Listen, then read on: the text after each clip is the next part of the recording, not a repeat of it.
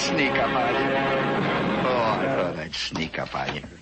Read the recent cockroach dissertation. We have a note here from a cockroach fan, and I think that since we are a very small minority, obviously, from a lot of the other notes that I've gotten, testifies, I would like to just bring this little note to other fans. Your recent dissertations on cockroach racing remind me of the Floridian roaches. Have you ever seen a 3-inch man-eating roach? Oh, yes. The Floridian roaches down there sometimes weigh as much as 5-10 pounds.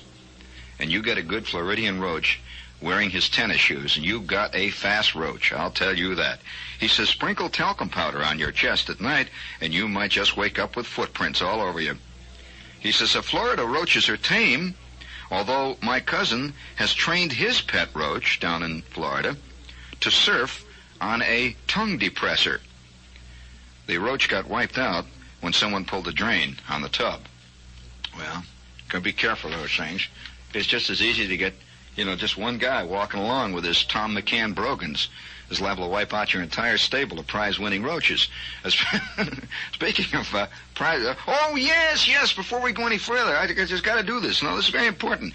I don't know whether anybody else is ever going to mention it on the air, but we got a card from somebody. It says, don't forget, the 20th of May is a historical day. That's just, over the weekend. That'll be Sunday, Monday. Monday is the 20th of May. And remember that. And a little note here says, on the 20th of May in 1927, exactly 41 years ago, Charles Lindbergh took off from Roosevelt Field, Long Island, for Le Bourget Aerodrome, Paris, France. 33 and 1/2 hour later, the flight, by the way, began at 7:52 a.m. and ended in Paris at 10:22 p.m. the following evening. Let us salute Lucky Lindy, please. He was born with wings as great as any bird that flies. A lucky star. A lucky star. All together, gang. Now let's go. Come on, let's turn up them banjos. Lucky Lindy. Oh, every up there, flapping your wings. Lucky Lindy.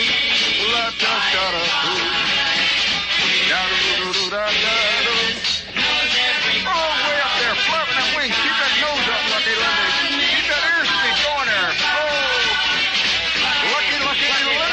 Last attack. Way up there, flapping away there. All right, that's enough there. I don't want to give too much of a good thing out. That Lucky Lindy, his airplane, I believe, is in the Smithsonian Institute. And for those of you who don't know what kind of an airplane it was a Ryan monoplane, which at the time was a very, at the time, I'm speaking historically, so don't for a minute think that I was a contemporary of that vast event. I was just a little tiny wee thing, but I will tell you this, that historically that airplane was the Ryan airplane of that period. The one that he used was considered a luxury private business type aircraft. Well, luxury, and he had it was all specially fitted out. And this is give you I don't have any of the technical details here at this point, but almost entirely, he took out all the insulation, everything in the airplane. It was just a shell. And so that he could have room for gasoline. Obviously, the problem in getting from Roosevelt Field, Long Island to Paris is going to involve gasoline more than anything else. So he fitted this thing up with tanks all the way in the back, had big tanks. It was like a flying gas tank, really loaded with high octane for that period petrol. The gas of that period would have made, believe me, your Pontiac cough. It was so bad. But nevertheless, he had this baby filled up with this high octane gasoline. And the Roosevelt Field, Long Island, that day, according to the historians of the period, was a cold, rainy, it was a bad day, and the field was wet, crummy. And a lot of people, he was all by himself, of course. There was not a big organization behind him or anything like that. And most people thought he was an idiot for trying to get out of that field on that day. The ceiling was low, practically zero. The rain was coming down. The wind was in gusts. It was a terrific crossed wind. And remember, he was flying a plane that was really loaded to the gunnels, really loaded down. and on a wet field. And so at 7:52 a.m., he decided that, actually he decided around 7, I guess, a little bit before that, went out and warmed the plane up, looked at the sky, the wind was blowing, and there was a crowd of reporters out there and a guy with a camera who has recorded that event for posterity. Have you ever seen the films of that takeoff? They're really wild. And this little monoplane, about the actual size of this airplane compared to today's aircraft, of course, it was tiny. It was I would say about the size of the average Cherokee 140, maybe something like that. In actual physicals, not too much different. And it had it was a high wing monoplane, of course, strutted. And it was not a biplane. You know, a lot of people have an idea that all old-fashioned planes were biplanes. And incidentally, a lot of people think that biplanes are all ancient planes. They still build biplanes, for those of you who don't know much about aircraft, that biplanes are used and are very expensive. They build biplanes for use in specialized activities. For example, biplanes are built all the time for aerobatic use. They use these in air shows and competition and so on. They also use millions of biplanes, and of course I mean it literally, but figuratively rather. But they use many, many biplanes all over the world in crop dusting activities, which are new biplanes. They're not ancient planes. You can still buy a brand new spanking biplane if you want. So the biplane is not per se an ancient aircraft. It did so happen that, actually, many of the really truly antique airplanes were monoplanes, and low-wing ones at that. The famous monoplane flown by Louis Blériot was a monoplane, the first plane that flew across the Channel. Blériot was a French flyer, and his plane, if you're going to be technical about it, was a mid-wing. It was not. The wing was midway in the fuselage, and it was strutted. It had cantilever struts, sort of, but it was a monoplane, and that was a very early airplane. But nevertheless, Lindbergh got out there in that field, and he warmed the plane up, and it was a bad crosswind. He didn't have good wind for his takeoff. The wind hindered him more than helped him, and he started to churn his way down that runway through puddles and one thing and another, which give you a little more drag, by the way, on your takeoff, which isn't so good either. So he's flapping down that runway with that baby filled with gas, and a lot of people figured he wasn't going to make it, and he almost didn't make it.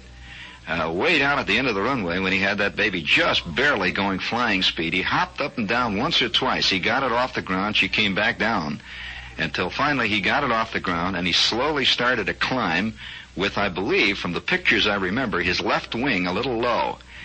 And he just barely cleared some wires, some high-tension wires at the end of the, by like about a foot. And he just barely made it off these high-tension wires and over some trees, and he slowly climbed into this gray, leaden sky. And all the people are down there watching him and cheering, and off he goes. And he headed that baby, he headed her east, and off she went, out across the Atlantic, disappeared into the gray. Now, he did not have radio, by the way, for those of you who wonder about that. He did not have two-way radio. So there was no way for anybody to know where he was or how he was doing or anything.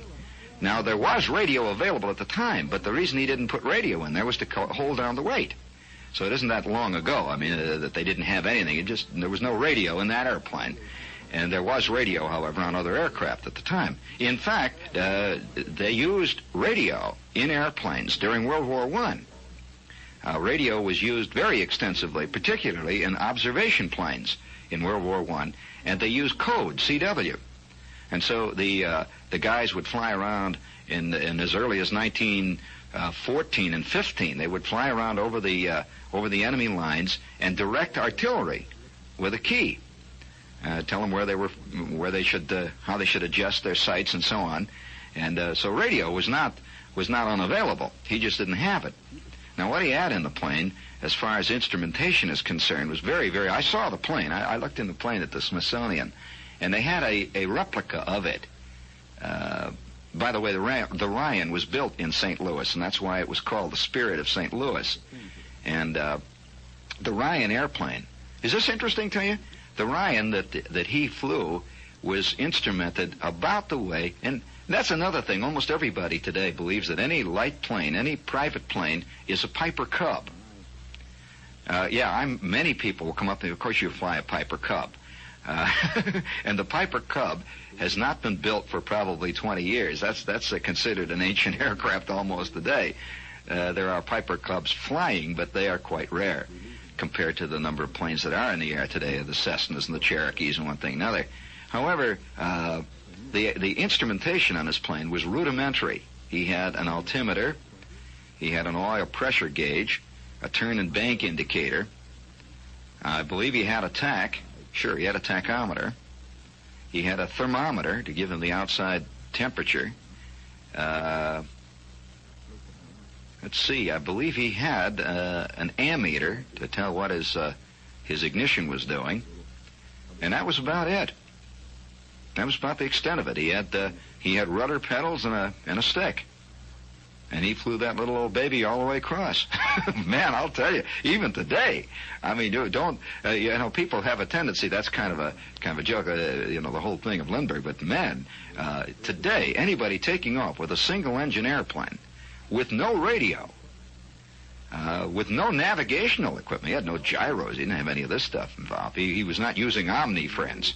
He had nothing in that baby. Anybody taking off, I wonder whether he would get permission to do it today. I doubt whether they'd even, I suppose you could do it legally. But there's always some fink. That reminds me, this is WOR, and this is Radio Free Broadway, and this is Old Friendly Me. And would you please, if you will, he didn't even take so much as one bottle of beer with him. Hit it there.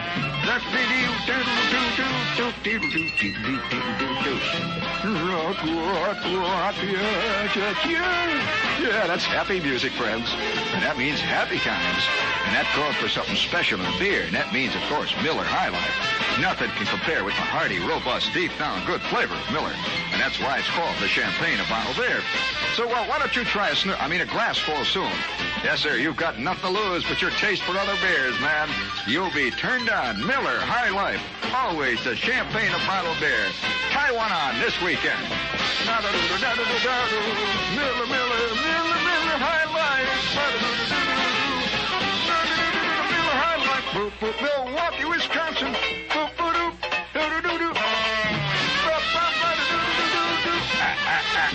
Miller High Life.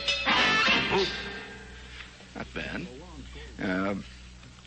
So we have another little whoopee here for you, friends, a little commercial whoopee. If you're going to do any electrical work around the house, like rig up an electric chair or something, we'd like you to think, of course, of Rosetta. If you're looking for just exactly the right appliance or wire, or chandelier, little jazzy that you can turn on and make your aunt look blue, a desk lamp or a bed lamp or a burglar alarm, this is all Rosetta, of course. They have exhaust fans. They have the whole scene, stove hoods. They have black light. They have infrared light. They have lights that haven't even been invented yet down there. You turn some of those babies on, you'll see your bones in the dark. It serves the public for over 30 years, Rosetta. And they have a big store at 79 Chambers Street, 75 West 45th Street, and they have a new fantastic showroom at 73 Murray Street, 2 blocks west of the City Hall. And if you're going down in that direction, heading towards Jersey, you just stop by. There's right by the subways and the buses. Remember, friends, it's Rosetta. My Rosetta. My Rosetta. Would you please press that button that's lighting up there, the one with the dollar sign on it? Actually, Jan, I just never realized married life was going to be so complicated. How do you mean, complicated? Well, all the planning and the shopping. It's all so new to me. I know, Marge. I've been through it. To think I used to have all this time to myself, and now mostly all I have is headaches. Let me give you some advice. First, it takes time to get adjusted. Yeah. Second, when your head hurts, take Anacin.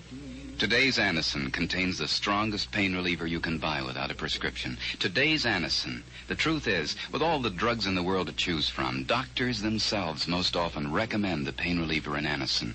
And Anacin gives you more of this specific pain-relieving ingredient than any other leading headache tablet. The medical facts are that just 2 Anacin tablets can give you all the headache relief you should really need quickly when you need it most. So next time headache pain and its tension hit home, get all the headache relief you should really need.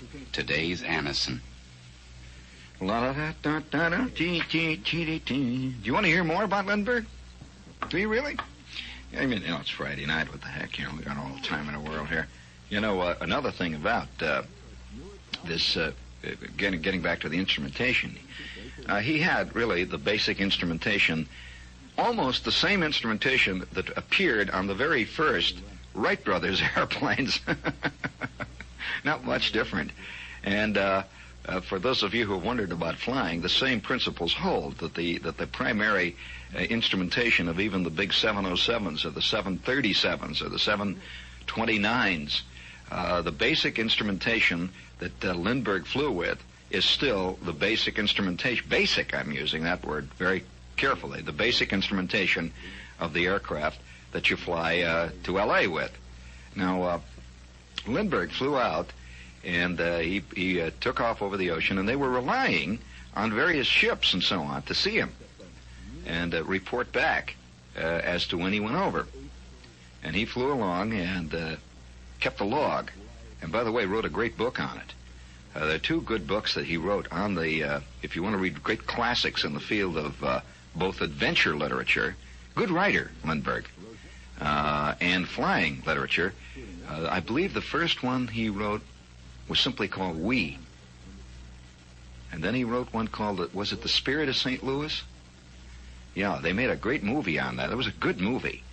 And he flew at varying altitudes across the ocean, trying to always stay with some kind of a tailwind, or at least minimize the headwinds, so that he could keep, and at the same time minimize the problem of icing, which happens sometimes in this time of the year at certain altitudes.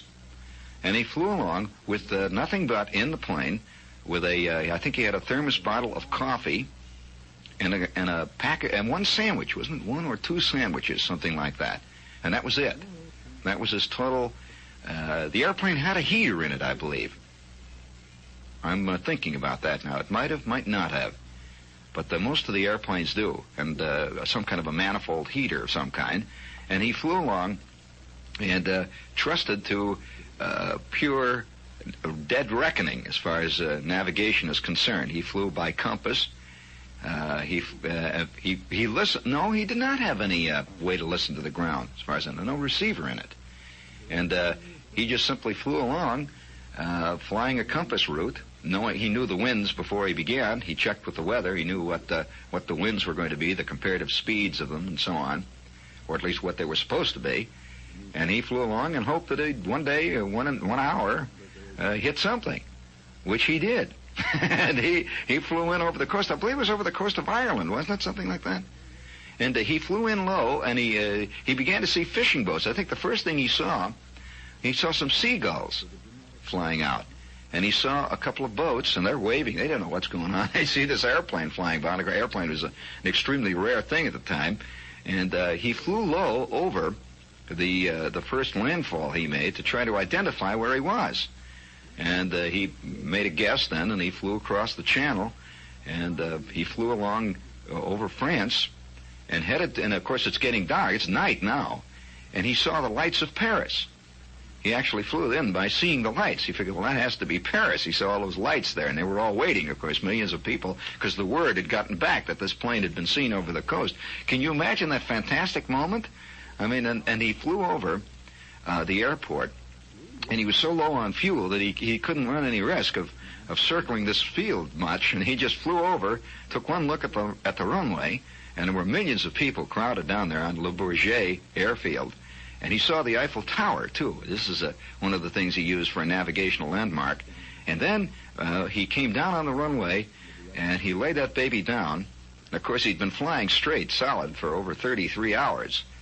And he was practically out of his head with being tired and stiff and cold and everything else. And he came roaring down that runway, and the gendarmes were out there trying to hold the crowd back. And the instant that the plane started to taxi back towards the administration building, this crowd broke through, and millions of them just surged. Did you ever see that movie, the films of that? Boy, is that ever dramatic. And millions and millions of people just surged forward. And he was worried about the plane immediately. They pulled him out of the airplane. People were cheering. They were carrying him on his shoulders. And he kept worrying about what they were going to do to the airplane. The crowds were surging on, and they actually did damage the airplane. People cut pieces of fabric out of it and one thing. And, well, you know how people are. And the gendarme were beating guys on the head, trying to get them away from the plane. And there's a picture of the plane. There's a great movie, a newsreel of the period of the airplane being pushed along by these ground personnel, and millions of people running alongside of it and grabbing the wheels and holding out of the propeller, and they pushed it into the hangar, and they took Lindbergh away. But it was a great dramatic moment, probably one of the great dramatic moments of all personal adventuredom. And Lindbergh, of course, became instantly over the world. He became a fantastic symbol of a whole new era that was dawning into the whole thing. And it's funny, you don't you can't only if you're a flyer yourself do you really realize what a fantastic event it was, what a tremendous amount of courage it had to take. You know, a couple of years ago, I got a thing from a listener. Some listener wrote me a note, and I had done a show about how many people during their lifetime will be around many tremendous historical events. And because we are so casual about our own history and what's happening, we don't even go down to see it. In fact, I've always felt that if you had a group of peasants walking around in old England, you know, and one of them says, forsooth, Wamba, the lords of the manor have gathered in the field. They're signing something called the Magna Carta. Do you want to go down and watch them? And I can hear Wamba say, oh, get out. Those lords are always signing some cockamamie paper. Forget it. I mean, you know, and so they go on and go to the bull baiting or whatever it is that they're going to and forget all about it and they'll go near it. But I've always felt this is the way we are about our history. And anyway, this woman wrote me this note. I did a show on that premise, and she wrote me a note and said, you have no idea how true it is. She said that she is living in a house in Long Island that is right next to what used to be Roosevelt Field, the actual airfield. You know, they got a big shopping center and all that now, but that was where the airfield was. And she said that she was a kid, see, and of course all this talk of this guy going to fly the ocean was a big deal around there, just right around the airport. You know, the airplane was there. And so she says that the day that this happened, that the airplane went out, she was trying to get her dad to go down there. And he kept, oh, get out, that guy's a nut. Oh, yeah, it's just a publicity stunt, forget it, you know, and he wouldn't go out. And she said she remembers vividly, the old man, you know, he's sitting in the living room, he's reading the newspaper, he's not even going to get up. She says, so she went to the kitchen window and watched out of the window. They could see the airplane. And she says the airplane, Lindbergh's airplane, went right over their house on the takeoff. And she kept saying, Dad, there it goes. He says, get out, I'm not. Oh, man. And so she says she always remembers that. She says years afterwards, she was always needling her old man, you know, about that. She was always saying, well, Dad, of course, I'm not going to take you as any kind of a judge in what we should go to see or not. You're the one who wouldn't go to see Lindbergh take off. And she wrote me this letter about this fantastic moment in her life, seeing this plane. She says at the time, of course, it was just an exciting event. That was all. But then when it all began to snowball and began to be a world event, of course, it was quite obvious. Well, this getting back to the Lindbergh thing, I one time met a guy, and this was a few years back. I met this guy who had worked in the Ryan factory in St. Louis, and he was an old duffer, and he was retired, and he had worked on, with a couple of other guys, he had worked on the final tuning of this Ryan airplane when it was taken out of the Lindbergh flew it from the factory in St. Louis apparently, and he said that he had worked on the final tuning of this airplane when she was coming off the assembly line, and he said that he didn't think much about it at the time. You know, they were working on another job, another airplane, and he says, oh, finally the day came when they rolled her out of the hangar. He says, and this guy showed up to pick it up. He said they'd heard about him, of course. He'd been around the factory there. And he said he remembers the day when Lindbergh took delivery on the Spirit of St. Louis. He said it was a pretty little airplane. He says he took it out on the field and checked it over. And he said he was right there. He says he was there at the time. Of course, Lindbergh had apparently had overlooked the entire manufacture of the plane. He was around while they were building it and so forth. He says, but he was working on the final tuning of the engine as she left the factory for the first test flight. But I ran into, now there's a forgotten man. It's the guy that worked on it, you know. Wouldn't you like to have interviewed the guy or been able to talk to the guy who built the platform on which Lincoln delivered the Gettysburg Address? You know, he built this. Well, I don't know. And I said, they just came and asked me to build this thing, you know. These politicians are always talking around here. I don't pay much attention to them. And so he built this thing. These are all the great forgotten men in history. You know, there are hundreds of them. Like you know, the guy that made the quill pen. You see, that was used to sign the Magna Carta. There must have been some guy. You know, we think of these great historical moments as sort of entities unto themselves, and you never think about the. Now, can you imagine the day when they were signing the Declaration of Independence? Well, there had to be a porter come around there, you know, filling the inkwells, and you know, he's digging out the pens, and he's laying out the desk and all that, and all the while Benjamin Franklin, all these official guys are sitting around, Thomas Jefferson and all of them, John Hancock, and they're waiting to sign, and here's this porter walking around. He's filling the inkwells, and he's making sure that the pens are getting the blotters out and all that stuff, and he himself, I wonder whether he recognized this enormous moment. But these are people who are loyal. That would be a great short story, by the way, viewed from his standpoint. Viewed from the standpoint of the guy who, well, that really, in a sense, is the basis of Guildenstern and Rosencrantz is dead. That's the basis of that play. You know, that's a couple of supernumeraries in Hamlet. All of a sudden show up with the play of their own. I've always wondered if you wrote a play from the viewpoint of Polonius, was Polonius really an old kook?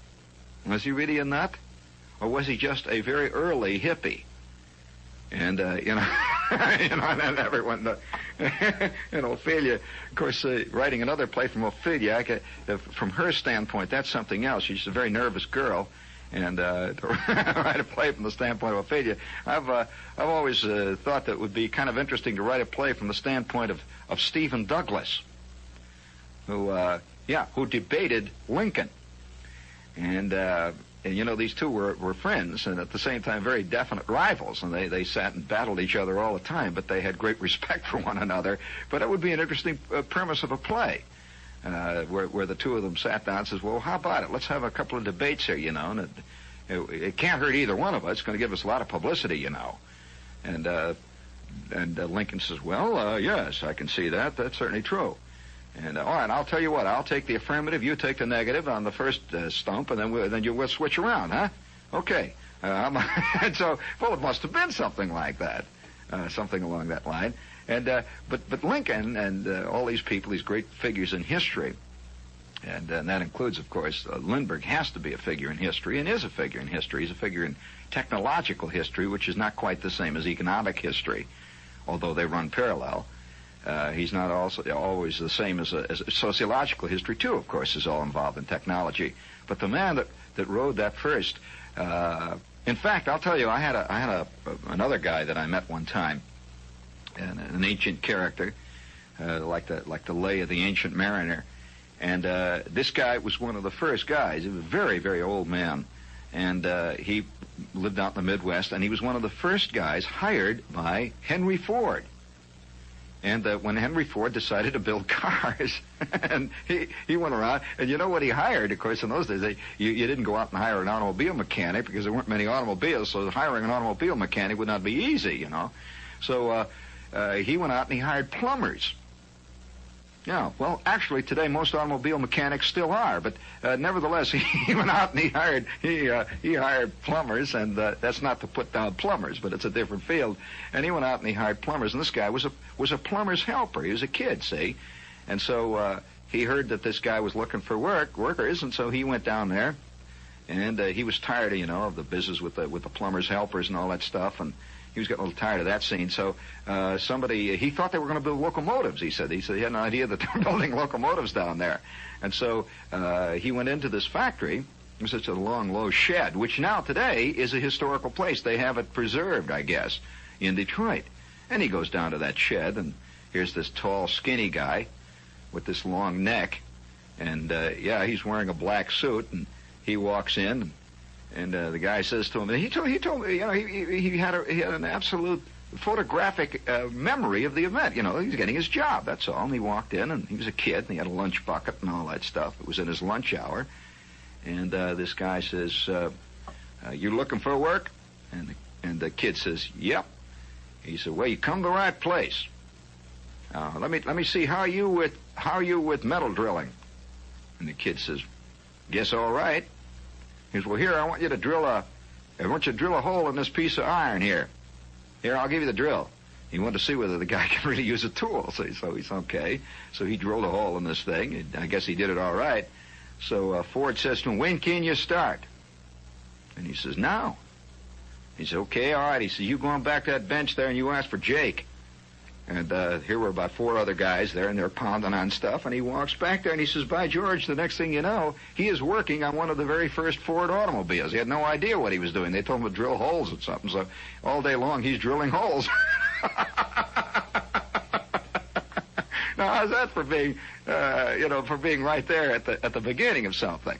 And that I talked to this guy, and he was a very old man at the time, and I was going to school, and he was kind of a legend around there. But the truth is that he had worked on the very first Ford automobiles, and he was retired now, and he by the way drove a Ford, in case you're interested. and so I talked to another guy one time. Talk about this industry right here. I talked to another guy who was a very old man at the time. This is one of the rare times that I myself have met a great historical character.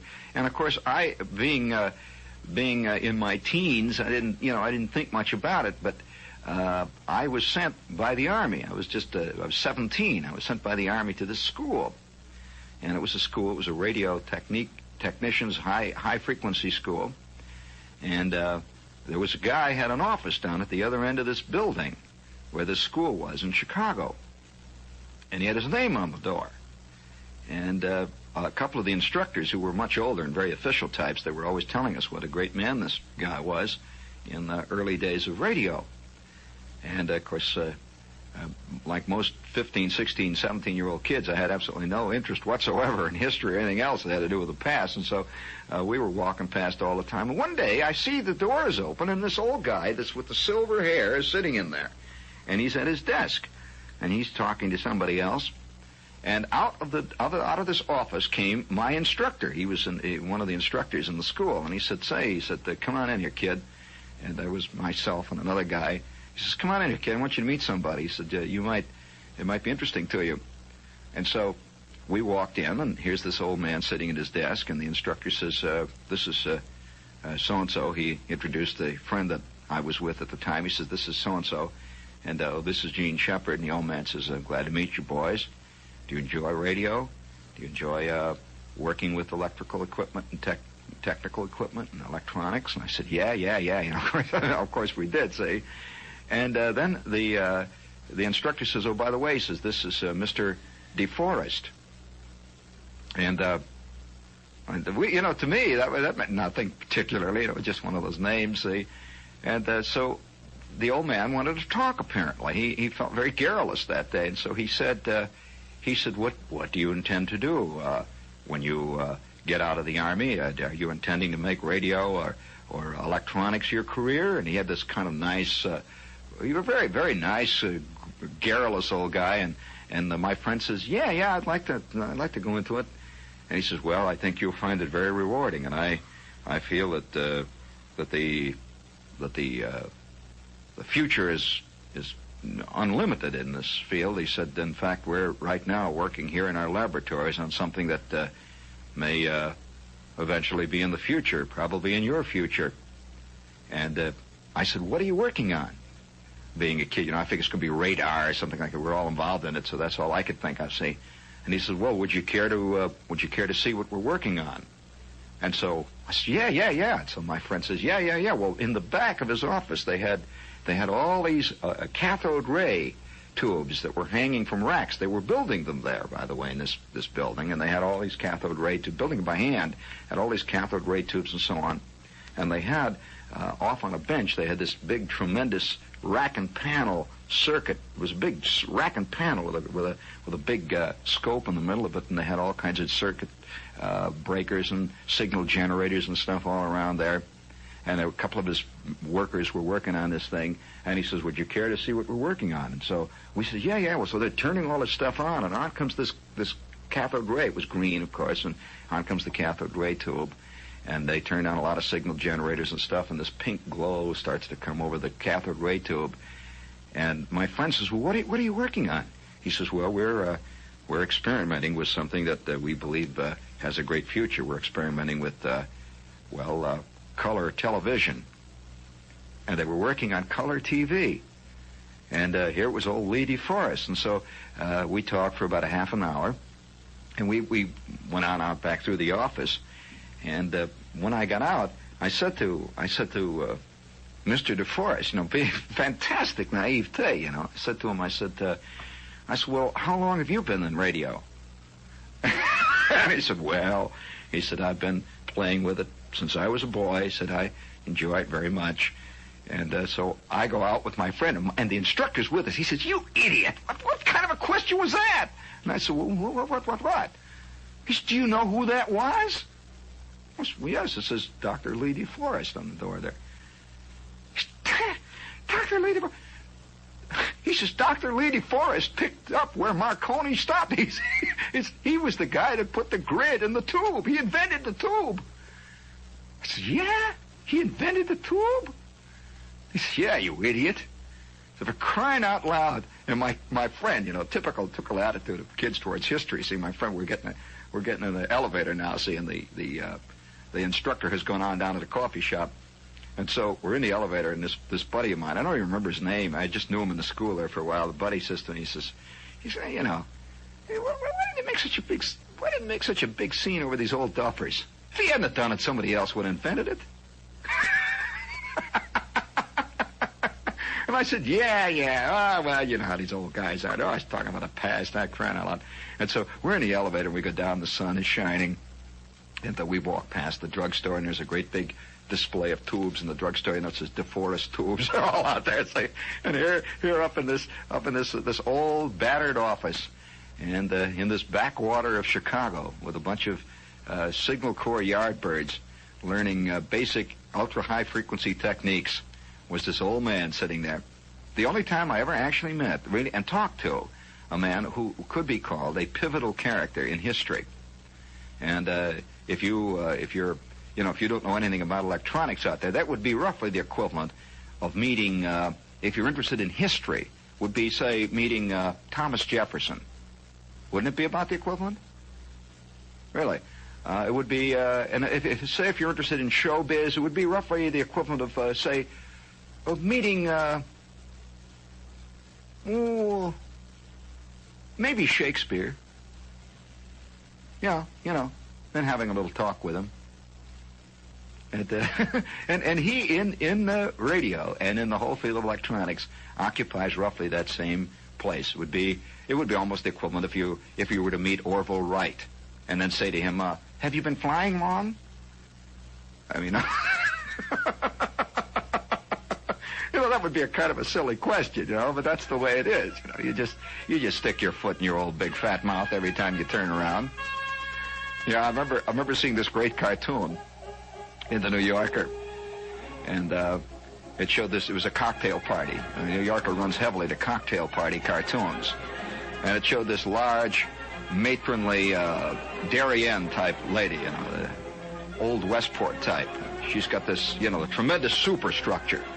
She looks like a brigantine in full sail, scudding before the wind, and she's talking to this man, and he's wearing a uniform. He's a gentleman in his 60s. You can see his jowls, white hair, and he's got 4 stars on his shoulders, and he's got this tremendous bank of of fruit cake, of all this fruit salad all over there. He has ribbons from every known field of combat. He's fought in 18 wars. And she says, it's always a pleasure to meet one of the boys in the Army. What did you do in the war? He's just looking at her. He probably commanded 18 armies. He commanded the 7th Corps, But, you just stick your foot in it all the time. But so I remember old Lee DeForest. He was very kind. When I said to him, how long have you been in radio? He didn't come up with a knee in the groin. He just sort of smiled. You don't ask Dr. DeForest how long he's been in radio. It just isn't done.